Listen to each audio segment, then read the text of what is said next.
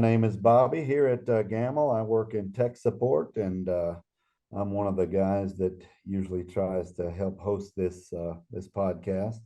Today with us we have Charlene Smith, and Charlene, we're really glad to have you here. And just from the get-go, I'll just go ahead and start asking you some questions about your quilting business and how things are going.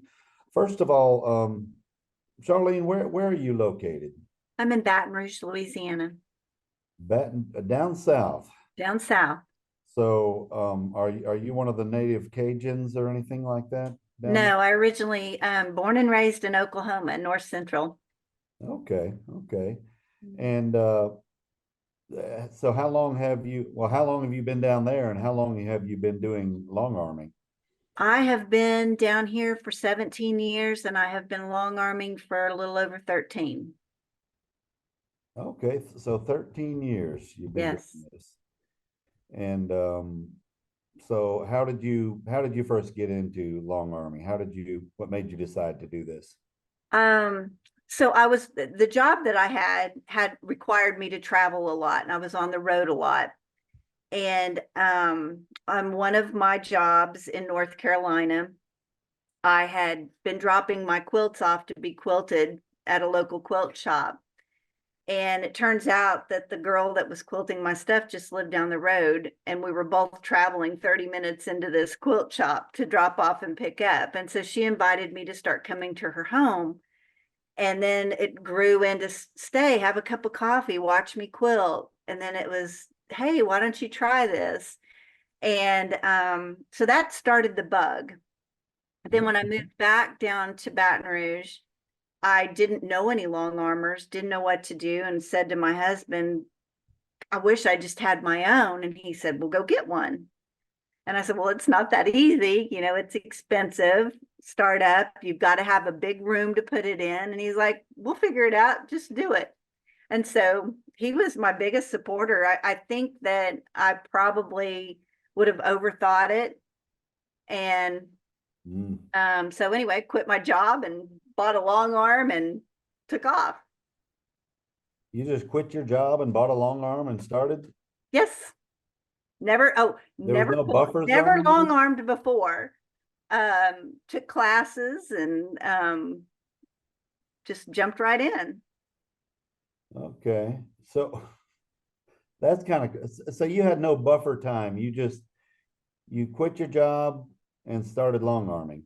I quit my job and probably within a couple of months bought my machine. Wow. Yeah. Okay. And so you obviously got your long arm specifically to run a business, right? Yes, somewhat. It was started out to just be a hobby that paid for itself. And that's what I was going to do. Just do enough quilts for a local quilt shop, just to, to kind of pay for everything, get my money back out of it. And within a year, I was divorced and had to make the decision, do I go back to work or do I make a living out of this? Wow. And my old boss called me because my ex-husband and I worked for the same company. And he said, I heard through the grapevine. And I said, absolutely. And he said, your job's here if you want it. And I said, just so happens I have this machine that I spent a lot of money on, and I think I really want to give it a go. And so I had him in my back pocket. He said, if you fail at that, you're welcome anytime. And I've never looked back. I've never had to call him and ask for my job back. Yeah, you had a little insurance there, but I did, which was wonderful to have. Yeah. Never needed it. Okay. Yeah. So the time that you started your business, you just had a whole bunch of changes going on in your life and everything. Yeah, I think so. The first year that I was quilting, I was just doing, maybe 10, 15, 20 quilts a month. I wasn't trying to, earn a living. My husband, was handling that part for us. And that's where the word got out. I was quilting for a local quilt shop, and had joined all the guilds and was going and doing all the show and tells. And So I had already started getting a little busier. And then and that actually at that time, I lived in Prairieville, which is a suburb of Baton Rouge, kind of out in the Okay. country. People consider it out in the country. And when I divorced, I bought a house in town in Baton Rouge. And boy, the doors just flew open. I mean, I was closer. People, it just opened more windows for me. And they just Okay. start piling in. And I have not been slow since. We had a major flood down here in 2016. Uh-huh. And I would say, oh gosh, at least half the residents in our area flooded. And I thought, oh, this is the end of me. People are not going to have the money to quilt. They're rebuilding their homes. They've lost everything. And I'll be darned, I was just as busy, if not busier. Wow. And then the pandemic hit, and I thought the same thing. I thought, oh, this is the end of me. And it got busier. Wow. So, So you yeah. started quilting. You started your quilting business in what year was it? Oh gosh, don't Yeah. ask me years. I had to look up when I bought my machine. I think 2011. Okay. Okay. Yeah. So you've been Yeah. doing it for a while now. And when you first started, did you start out with a gamble or did you have another machine? I started out with a gamble. The lady in North Carolina that I would go to her house and visit and watch her quilt did not have a gamble. Hmm. So I learned really quickly when I was out searching what I wanted, and I knew gamble was it. And how did you, where did you get your information? How did you I decide did to a lot use of gamble? online searching, and then there is a quilt shop in Abita Springs, and she was kind of like a rep or something, a sales, what do you call them? She wasn't a dealer because I actually got my machine through Mark and Kay. They were my dealer. In But Abita Mississippi, Springs was kind of like a little the sales, representatives? Yeah. yeah, type thing. And I went to her shop and played around and looked at it real good, and she was wonderful. Yeah. Okay. So you get and what model of gamble did you start out I with? bought the Optimum with the 14-foot table, Okay. And was it the hand guided or computerized at the time? computerized. Okay, so you just started right off the bat with a Yes. computerized. I'm no good if I had to hand guide, I would be living under an underpass somewhere. So yeah, and there's different schools of thought with that. Some people say hand guided is the only way to go, but many Computerized is the only way to go. you're in that school of I'm thought. in that school. I'm the president of that little club. Well, and you can probably testify that the you can produce a whole lot more with computerized also, And than it's to me, it's consistent quilting. So my feathers here look the same as the feathers here. And I don't, gotcha. yeah, And Charlene, do you still have that same machine today or? I do. I do. Okay, okay. And so have you uh added any or done any upgrade with your machine or anything? I did the Ascend upgrade when it first came out. And that was Okay. wonderful. Yes. So was that about 2020 maybe? Right in there, 2021, something right in there. I don't remember. I'm terrible with dates. I got you. And so all right, on that point, how would you have you seen a difference between the regular Statler that you started with and the upgrade to the Ascend? Absolutely. I know for a while people kept saying, "Oh, you need to get a second machine." Well, one, I use a room in my house. I've converted the den to keep overhead down, and I really want my studio room to be inviting and feel homey and not feel like a workshop. So putting two in just didn't do it for me aesthetically. And so I just kept saying no, and I'd have a couple chances to buy them, and I'd just say no. Then the Ascend came out. Well, it's like running two machines. I can get twice as much done in a day on Wow. the one machine. So So you it should. has improved everything. And by the way, the room that I'm looking at does look inviting and It homey. is. It's nice, and people love coming. I've got it decorated real nice. And Oh, nice. um, so Um, okay, well, let's go. And the our target audience for this show, people that are either starting a business themselves or thinking about going in that direction. And so let's talk a little bit about the kind of the path that you have followed. And I want you to feel free to share any, the good, the bad, and the ugly.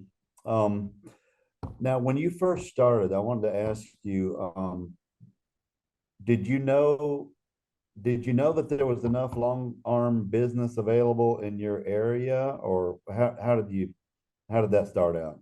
yes. So before I jumped off that cliff, Jumped I off a I cliff. traveled You around to the did jump off different, a cliff. yeah, it was. Well, it's a big investment. I mean, it's well worth it, but it's a Yeah. big, I mean, it's the price of a new car. So I went around to the local quilt shops and just asked them if they had a need for another quilter, for another long arm quilter. And I was getting back, the feedback was absolutely, absolutely. And one quilt shop um, was just gave my name out exclusively, which was awesome. Wow. So I did quilts for her, like maybe my first 4 or 5 paid for quilts I did for her, and she hung up in her shop, and she gave out my name exclusively. And then, traveling, going to the guilds and doing show and tell, people saw my work, and it just kind of spread. I do not advertise. I try not to advertise because I'm already busier than I can take, than I can stand. Got So more than you can take right now, huh? yeah, yeah. I mean, I'm working 6 and 7 days a week sometimes. We've had this extreme heat right now, and so everybody's inside sewing quilts, and so I'm running full-fledged. Wow. So, how many hours a day would you say you average? Um, 10, maybe. Man. Maybe a little more. It's kind of so, I get up first thing in the morning. I get up about 6. Well, I load a quilt before I go to bed so that when I get up in the morning, it's loaded, it's basted down. All I got to do is get up and turn everything on and get it going. And I have my coffee.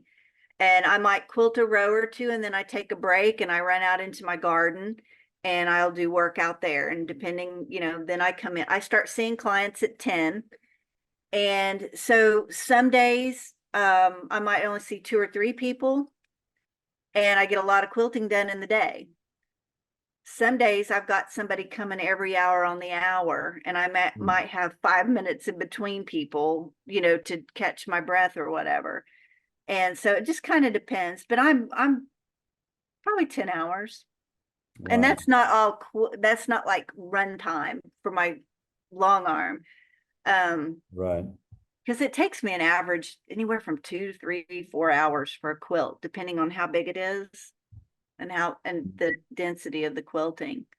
Getting everything Yeah, loaded. a lot of it's dealing with people. They're dropping off their quilt and they're picking their thread. They're picking their we have thousands. I mean, it's unlimited on the patterns that we can do when we're computerized. Yeah. And then of course, they like to tell the story behind their quilt. And So, speaking of that, what would you say? How much time do you spend with the customer versus quilting, that running the machine? so for me personally, it actually, I don't know, I really can't remember how I did it prior to the pandemic. I think I tried to spread people out, but I wasn't too worried about it because quilters like to gather. And so if people landed on top, if their appointments, kind of landed on top of each other, they enjoyed talking to each other and looking at each other's quilts. When the pandemic hit, I started spacing people an hour apart. So for the most part, most people, I'm spending maybe 15, 20 to 30 minutes with. It depends on how many quilts they're bringing me. Okay. But then I do have some ladies that are here. They know I schedule on the hour and they use up every minute of that hour. They Gotcha. want my ear and they want my attention for that. And so that Yeah. can kind of halt things. I will run it and let it run while they're here, Hmm. but I don't like to stop and step away from them and roll it and do all that. I wait till they're gone. So, and do you find the face-to-face, person-to-person communication pretty a key or an important part of it? I think it is. I mean, I know other quilters that they don't want you coming to their home, so they want to meet you at a quilt shop. I think that people enjoy coming here. It's an experience, and I try to make it an experience. They like coming and they come and they get inspired, and I'll drag them into my sewing room if I need to, show Mhm. them things, and it's just, it's a little trip for them, and it's not just walking in, doing the transaction and then leaving. And I think they Right. like knowing and seeing where their quilt lives and how I care for their quilt. Yeah, and and Charlene, we've talked to a lot of people on here, and it seems like some of the people who have the most success, that person-to-person contact and communication is a really important part of it. So yeah, so what you're saying, I bear witness with that. I have a question here. Sandy is asking, Charlene, do you do custom edge to edge or a combination thereof? And what's So the answer to I this? used to do combination. I used to do both. And about 8 years ago, I remarried. And so I, right off the bat, had less time. But no, custom takes so much longer, and I only have one machine. We obviously don't make as much custom quilting. We make more. Our bread and butter is the edge to edge. And so I quit doing custom. Yeah. Okay. Now there are a few little ladies that like I have one little lady that has a new great grandchild every so many years, and I've always custom quilted her baby quilts, and so she gets special treatment and There's I a slip her specialty. in. Yeah. So I have a couple of people that I do, but I try not to because I can't tie up my Gotcha. machine that long. I got you. I got you. Well, Charlene, I want to come back in just a minute to the beginning of your starting your business, and it seems like you started out with a boom. But um, while we're still on that topic of Sandy was asking, can you tell us, do you charge by the hour or by the square inch, or how do you charge for your I business? charge by the square inch. Okay, and what does it run where you are? Here we're doing 2 cents a square inch. Okay. Um, And I will tell you that there are other quilters in the area, quite a few actually, and we were all doing 1.5 cents for years. okay. And um, going to different conferences and classes and things, I was finding out, people were charging more in other areas and people were charging less in other areas. And I Yeah. decided that we needed to go up. I contacted all the other quilters in my area and I said, I'm going up to 2 cents. And they're like, you'll lose business. And I'm like, I'm doing it. And you guys should follow me. Mm, And actually, all of them but one followed me. And we all raised our prices, but the one said, no, I can't afford to lose business. And then she figured out that none of us were losing business. And mm. so then she raised her price up to 2 cents. So I think that's been, gosh, 6 years ago. It's been a long time. So I'm thinking it's about time for me to rally again. Yeah. Well, and the prices are different in different parts of the country, and Mhm. I've talked to a lot of people, I've talked to 3 and 4 cents in certain parts of the country. And yeah, Louisiana, the South, the deep South where you are, it is a little bit less. Yeah. But yeah, it's what you can afford to as far as the business that you have, you can charge what you're worth. So so yeah, that shows a lot of stepping out on your own doing that, and it sounds like it was a valuable thing for you. Yes. So, but I want to go back to the beginning there, Charlene, because a lot of the people watching this, I, I don't know if they'll have the same experience as you, but when you first started, you were talking like the people that you talked to said there was plenty of business in your area, There's a big right? quilting community here. We have 4 guilds just here in the little Baton Rouge area.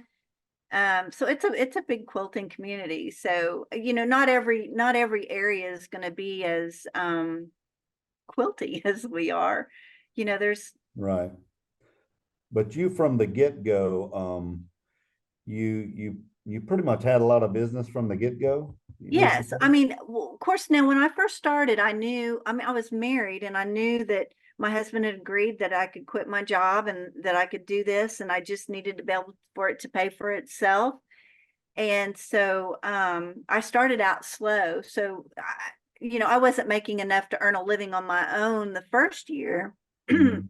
But that first year gave me an opportunity to meet everyone, and get out there and get my name seen and get my quilt seen and that sort of thing. And then when I did have to ramp up, I ramped up. I mean, it's not it wasn't all just handed to me on a platter. You've got to go out and beat the bushes, and you've got to go to all the meetings, and you've got to, you know, Mhm. and it was just, people spread the word for you. Actually, if you do a good job for them and they enjoy you and they're happy with you, they're Mhm. I've got clients that live in other states because, well, my sister quilts with you, and I'm like, I can find you a gamble quilter close to you. I've got resources. I'll find somebody close to you, and they're going to be just as good, if not better. And no, my sister said you're the best, and I'm not. It's the machine. I mean, the machine's doing all the hard work, all the heavy lifting. And you have to know how to run it. Well, and that's easy. I mean, the software's easy. I wanted to ask you, when you first started, did you immediately, was it always through the guilds? Did you get involved with guilds right off the bat? Um, yes, I got involved with as many guilds as I could. I was going to meetings all the time, and I did a lot of charity work, a lot of charity work, especially in that first 6 months, you're still learning. Mm-hmm. So I was buying cheater cloth and panels and, just quilting everything I could get my hands on and donating it. Did you find, did the charity work seem to get your name out there also? It did. Now there were 2 types of charity work. There's one type of charity work where I was making quilts and donating them, and they were being like quilts put in the back of police cars, and they were given out to the kids when they would go on calls. Uh, Donated to rescue centers for the cats and the dogs to sleep on. And then that was just for practice. And then I would people were having fundraisers. A local volunteer fire department has and I still do charity quilts.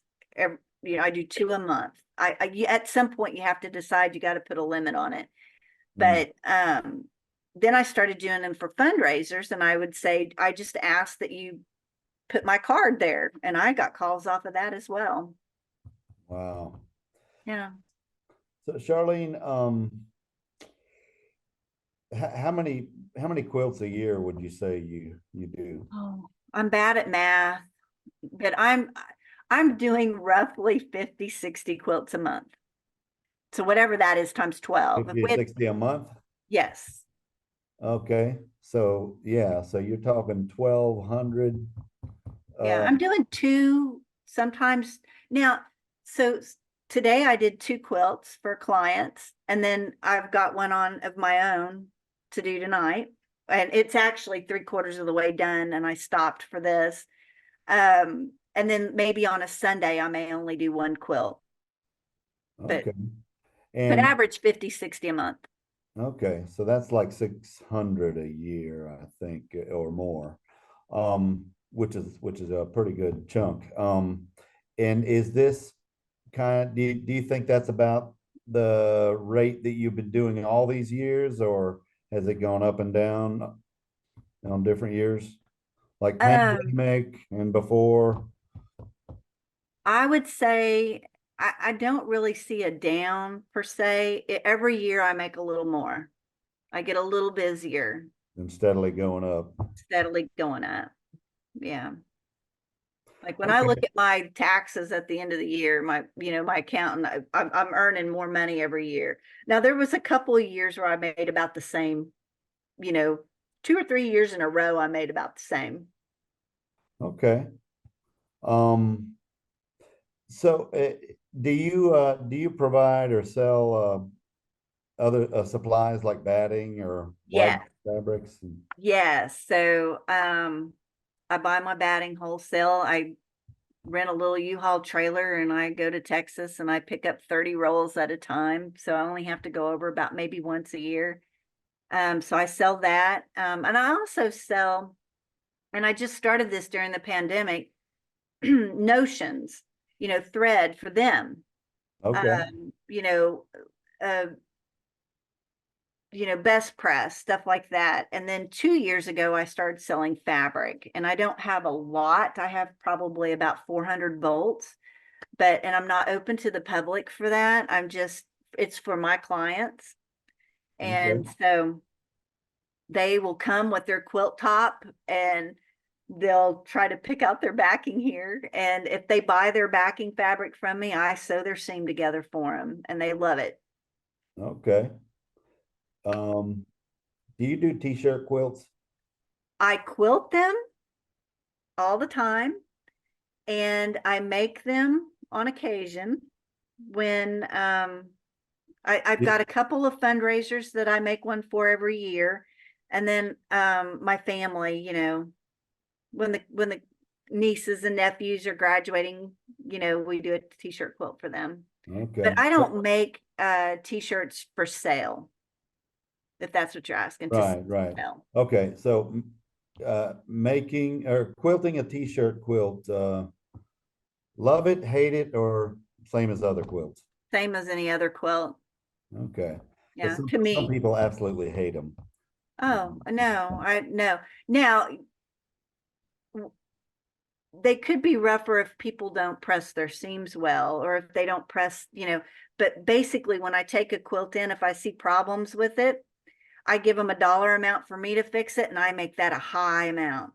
Mm, Or I tell them they can have the Happy Quilter homework and they can take it home and do this and bring it back to me and they won't lose their spot in line. And okay, very so nice. I'm about 50-50. Half the people will take it home, fix it and bring it back, and half the people will just pay that exorbitant amount that I've asked for to have me do it. And then they do better the next time. Yeah. Yeah. Well, you're training your customers. Absolutely. You do have to train your customers. So, and speaking of training your customers, can you think of what what has been the hardest part of running or growing your business? What has been difficult about it? I don't know. Or has it just been an easy path the whole No, way for you with no?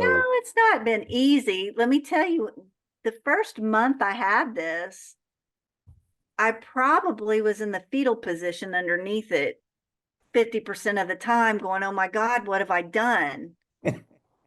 Um, But it Felix. was just because it was new. And, Yeah. you know, there wasn't anyone in my area at the time that had a computerized gamble.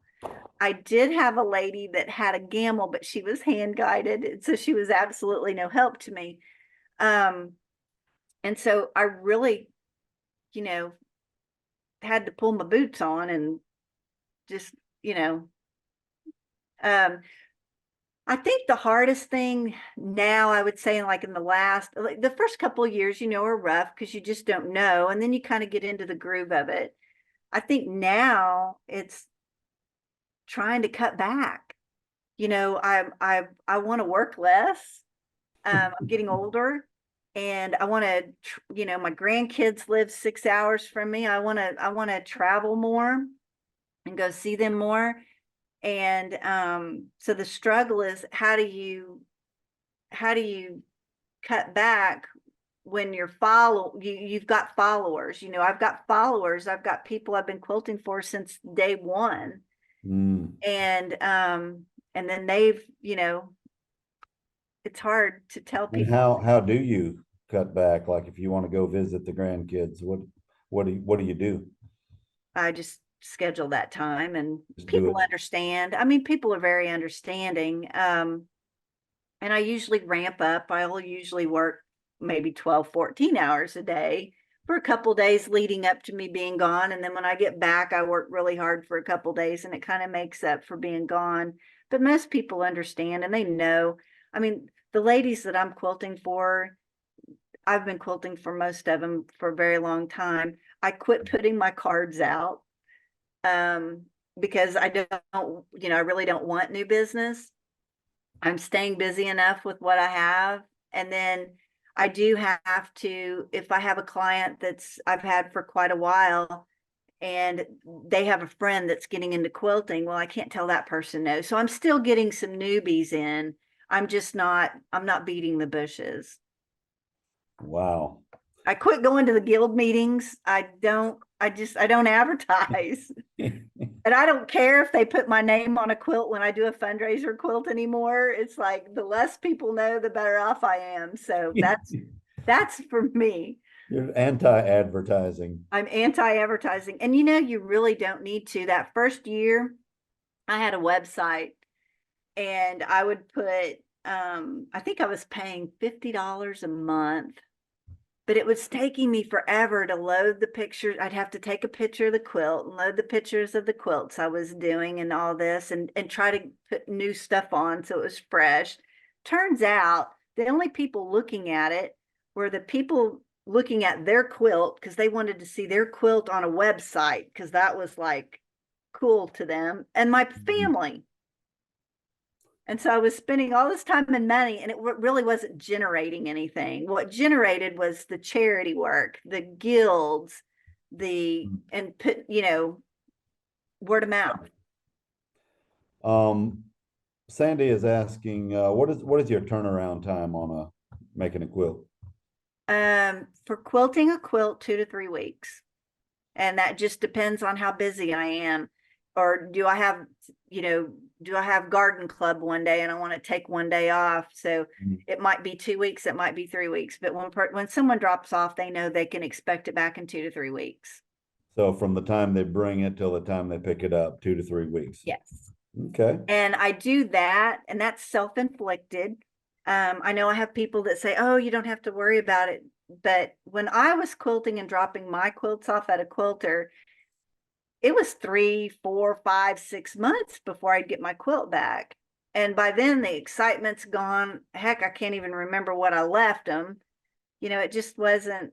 And so I thought if I ever do this, I'm going to get them back faster. And I Yeah. noticed that the faster I get them back, the faster they bring me another one.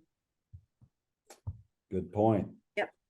I wanted to ask you, when you first started, how did you learn how to do the quilting and run your Statler? So at the time we had dealers and I paid my dealer for a day. I think it was a day, maybe it was a day and a half, but he gave me some things to do.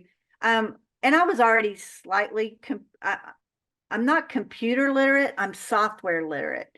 Like I can work software. I've worked software my whole life, different software applications. I'm not behind the scenes in a computer smart, but software I pick up on pretty easy. So I learned from him. And then I started going to Southern Belle. Joanne Knight started that, and Yeah. that was amazing. Like that, I learned so much and got the connections with other quilters there. And then she also does little month to month um um I don't know what you call it, a quilting class. Her and Right. Joyce Lundergan. So Yes. you get some patterns, and then you get step by step on how to do different techniques. And I did that for several years. Okay. And Yeah. I will tell the for the people watching, I would encourage anyone who is able to attend Quilting with Confidence, which is Yes. being held all over. Have you ever been to one of those? No, yeah, no. Every time they're in my area, I'm gone. Like I've got something else planned. And I actually signed up to, or I had originally kind of signed up to go this time. And it turns out I've got to be out of town. I've got a wedding to go to. Oh, So yeah, I you can just make the canceled. effort to do that, and it's in many different places in the country, Yes. and it's even worth traveling. So for Yeah. the people that are watching, I would encourage you to go on to gamble.com and check out Quilting with Confidence, and everybody that I have talked to that has gone has loved it. Yes. Not only is it educational, there's a camaraderie with the other quilters there. So avail yourself of that. And Yeah. also on the website gamble.com, there's tons of free resources of learning how to do things with your machine. In addition, there are entire courses, video courses that you can purchase, whether you're a beginner or advanced. And also, you can purchase 1 hour at a time, like Zoom meetings, like we're doing here with one of our educators. And we've had great feedback from that too. That helps a lot of people. So, if I could just throw in a little commercial there. Yeah. All right, Charlene, who would you say has been your biggest cheerleader or support during this whole path that you have been on? Um, this is going to sound horrible. My husband's plural. So my, Both of no, them. that sounds horrible. My ex-husband Bruce was the one that encouraged me to buy it, and he was my biggest cheerleader because he's like, you can do this, and he just told me not to worry about it. I kept saying, but it costs so much, and we need a big room. He goes, I'll knock out a wall. He was my biggest supporter, my biggest fan, and just really, was behind me on that. Vince, my current husband, he's just as a big of a cheerleader as, I mean, I guess I've been lucky. Yeah. I don't know how to, people are like lucky, I'm like, yeah, I've had two, I've got two good husbands. One's an Okay. ex, Okay. you know. That's good. I like you to be real on here, so that's Yeah, good. yeah. Yeah. And I wanted to ask you, so the life that you have now related to your quilting, what kind of impact has the the both the money and the control of your personal time and schedule, what kind of impact does that have on your life? Okay, let's see. Well, I clearly do not make as much money doing this as I did with my job. And that's fine. It's a quality of life type thing. I love working from home because it's a ponytail. I can do it in my pajamas on days when I'm not seeing clients. And as a matter of fact, I have a few clients that don't care if I'm in my pajamas. So if it's a rainy day or a cold day or whatever, um, and I can stop at 10 o'clock and decide to go do something and come back. So I have total flexibility. If I want to take the day off and go do something with my friends or, go to a garden club meeting or something, I can come back and do my job at 8 o'clock at night. So the flexibility is awesome. Gosh, wear and tear in my car is next to nothing anymore. My car expenses are down. I used to spend a lot of money on my wardrobe because I was in a professional setting.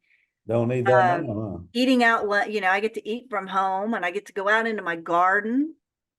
I'll start my machine up, and my machine actually is in front of some really big windows that overlook my garden. So I can see my garden while I'm quilting.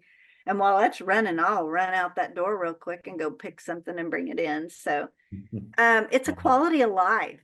I mean, I know it sounds like I'm working a lot of hours, but really, are they working? Not really.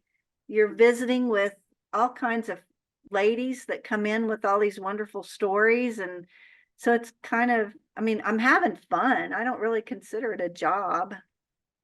That's awesome. And just that in itself is such a cool thing. I was divorced for almost 8 years, and I made enough money. I did not get alimony. My child was grown, so I didn't get child support.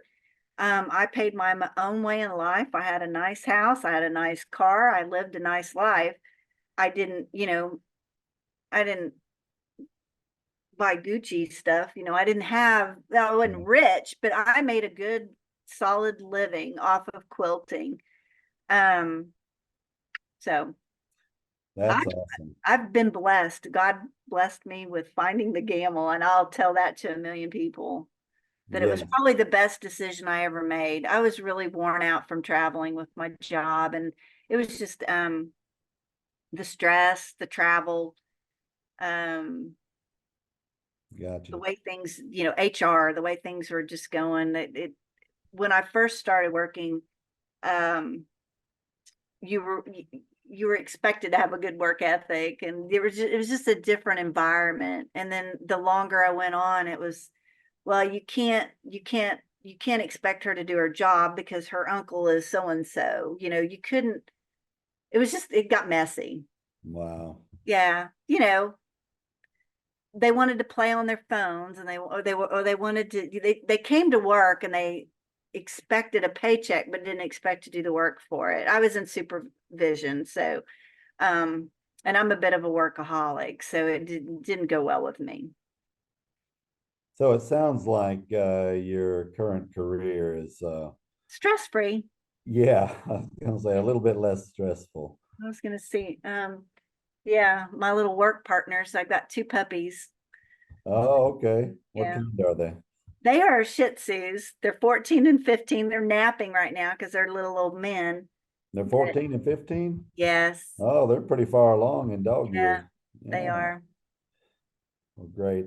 I did want to, I got from some of my coworkers here, uh, back to that quilting with confidence. I just want to tell the people watching, you can go to gamel.com/QWC 2024. Gamel.com/QWC 2024 for quilting with confidence. Anyway, so, all right, Charlene, there's a lot of people watching this right now, a lot of people watching right now, and a lot of people that are going to be watching it, the recordings of it. And with your path that you say it's been 17 years ago you started, is that right? No, 13. 13. I'm so okay, sorry. Not trying to make you older than you are. But yeah, you started 13 years ago. And somebody that is watching this that is either thinking about starting or is already going into the process, do you think that in this day and age that it would still be possible for somebody to do what you've done? Absolutely. I mean, I think the biggest thing is just to be smart about it. Obviously, I try to keep several months of, savings back so that if something goes wrong or there's an environment, some sort of impact, that if my business does drop for a while, that I have reserve to work off of. Um, But absolutely, I would definitely go around and ask the quilt shops and find out what the turnaround time is. I'll tell you, turnaround time is important to people. And if someone's coming in and they're looking for a quilter and they're asking the quilt shop, okay, I made this quilt, I need a quilter, and you have a choice and you call somebody and they have the same price, but this person can do it in 2 to 3 weeks or this person can do it in 3 months, who are you going to take it to? You, and if you're going to do this as a business, you just need to know you're going to have to put some hours in. I mean, it's just the way it is. It gets easier though. I mean, in the beginning, there's a lot more bush beating, but word of mouth. Be Okay. honest, if you make a mistake, I find that my integrity or my word is more important to me than the little paycheck they're going to give me. And so if I do have a little snafu, which they happen, and I'll tell them that, I'm like, I'm darn good, but I'm not perfect and things happen. And they pretty much know that because they're sewing and a needle breaks or, things happen in life. And I just remind them things happen in life and they happen to me too. And I'm upfront with them and I do the best I can to make, if I have to give them that quilt, I give them that quilt. It's, $100. So if I'm out a half an hour, half a day's work, $100 on a quilt, but they leave happy because they know I've done my best and I'm not going to charge them for this little snafu. They're telling their friends, well, at least if she makes a mistake, she honors, she owns up to it and she does right by you. And that's been one of the things I'll tell you that I've had comments, because I do, everybody makes a mistake at least once a year, something really wrong goes on, like a needle will break and it'll, I won't be right there. And so it'll tear up their fabric. And I Mm. do what it takes to make it right with them. And if it is a matter of just not taking payment, I don't take payment. I don't worry about that stuff because that little bit of negative is worse than maybe that $100 that you might be earning. So you're talking about integrity. I just want them to know that when they bring something to me, I'm going to treat it like my own. And I understand how much money goes into it. I understand how much time goes into it. And I understand how much love and expectation goes into it because they're typically making it for someone for an event, a birthday, a moving or, Christmas or something. And it's important and it's going to be handed down for years and years and years. Um, and so I don't treat it lightly. I do know of there is a person in our area that let I guess when she was rolling it, she got a big pleat across the back. And she didn't even bother trying to fix it. She just gave it to him and said, well, things happen and charged her. Mm. I about fell out of my chair when I heard that because the other thing is I won't steal customers. So if somebody comes to me and I know they're a quilter and they've been quilting, I'll say, hey, don't you quilt with so and so? And I want permission from that person. Sometimes they'll say, well, she's really busy right now and I need it for a certain time. And so I'll confirm that with that person. And if that's, because I am not about stealing, and I'll tell them that I don't steal customers. If you're happy with that person and you're just out shopping around to be shopping around, you need to stay with your quilter. It's more important to have that relationship with your quilter than to just be, throwing it out there. So Gotcha. yeah, And that goes back to that face-to-face thing that you were talking about. yeah, Was the beginning. yeah. Well, Charlene, I think we're going to wrap it up here. It, I wanted to ask you, if some of the people watching this, is there any way that they could get in touch with you or find you, or send you a message or anything like that, or are you kind Um, of out of yeah, the loop? so they could email me, I guess. I do have a Facebook account and a Instagram account, but it's full of puppies and gardens and not even that often because I really just don't I just don't do a lot of that. Okay. Well, if somebody So would like to communicate with you, what you want, your email? they could do my email. Absolutely. It's Charlene J. Smith at outlook.com. I guess I Okay. can type it in the message thing here, right? All right. Yeah. Charlene J. Smith at outlook.com. Right. Okay. Well, Charlene, it's been a pleasure talking to you, and I sure appreciate you sharing this time with us. And you've had your own unique, extraordinary journey, and I know Been a that good one. you've blessed a lot of the people watching this. So thank you so much, Yeah. and you've made this a great version I of say Quilting jump Business off that Success. cliff. Jump off the cliff. Yeah, have faith. Have faith. Yeah. All right. Well, Charlene, thank you so much. And on that note, we will say goodbye to everybody and thank you for joining. You guys take care.